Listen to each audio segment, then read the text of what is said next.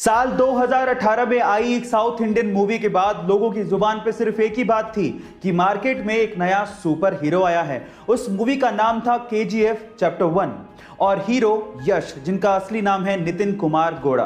Guys, यश KGF chapter 1 के बाद रातों रात सुपरस्टार बन गए, लेकिन उनकी लाइफ का एक ऐसा पहलू है जिसे जानने के बाद आप लोगों को बहुत प्राउड फील होगा। जी हां गाइस, यश के पिताजी रोडवेज बसों में बस ड्राइवर हैं और यश का इतना नाम होने के बावजूद भी आज भी उनके पिताजी बस चलाते हैं। उनका यह कहना है कि इसी काम की वजह से यश इतने बड़े सुपरस्टार बने हैं। गाइस, उनके पिताजी का जमीन से जुड़ा होना कहीं ना कहीं यश की स्टारडम का कारण भी है।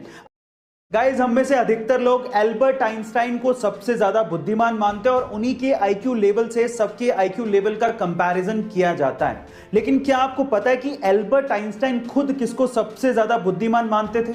चलो मैं आपको बताता हूं। एक बार किसी रिपोर्टर ने एल्बर्ट आइंस्टाइन से पूछा कि सबसे ज्यादा बुद्धिमान व्यक्ति होना कैसा लगता है, क्या आप बताएंगे? तो उसके ऊपर जो एल्बर्ट आइंस्टाइन ने जवाब दिया वो आप लोगों को सुनना चाहिए। उन्होंने कहा, मुझे नहीं पता, आई थिंक ये सवाल आपको निकोला टेस्ला से पूछना चाहिए। गाइज, अगर निकोला टेस्ला नहीं होते तो ऐसे बहुत सारे इन्वेंशंस हैं जो कि कभी पॉसिबल ही नहीं हो पाते। इसीलिए साइंस कम्युनिटी उन्हें सबसे ज्यादा बुद्धिमान और जीनियस मानती है। अक्सर जिंदगी में जो चीजें हमारे पास होती हैं हम उन पे तो कभी गौर ही नहीं करते, और जो चीजें हमारे पास नहीं होती उनको लेके हम अपनी किस्मत को कोसते रहते हैं। अगर आप लोग भी ऐसा करते हैं तो इस बंदे से मिलिए।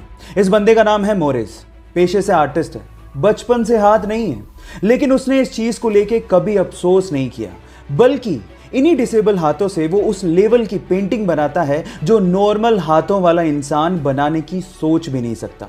अभी तक 700 से भी ज्यादा वर्ल्ड क्लास पेंटिंग्स बना चुका है और एक मोटिवेशनल स्पीकर भी है। इसे देख के तो एक ही बात समझ में आती है कि आप बुरी से बुरी कंडीशन से भी बहुत बेस्ट से बेस्ट अचीव कर सकते हैं, बशर्ते इस पे भरोसा होना चाहिए।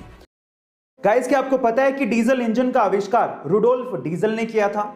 लेकिन अफसोस की बात यह है कि 1913 में रुडोल्फ डीजल ने सुसाइड कर लिया था, और सुसाइड का रीजन जान के आप लोग हैरान रह जाओगे।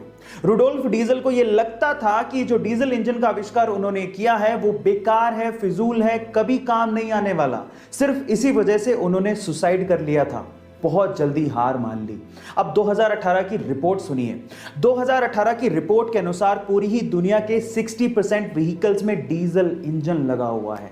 इसीलिए कहते हैं इतनी जल्दी हार नहीं माननी चाहिए। किस्मत का पहिया कब पलट जाए किसी को नहीं पता।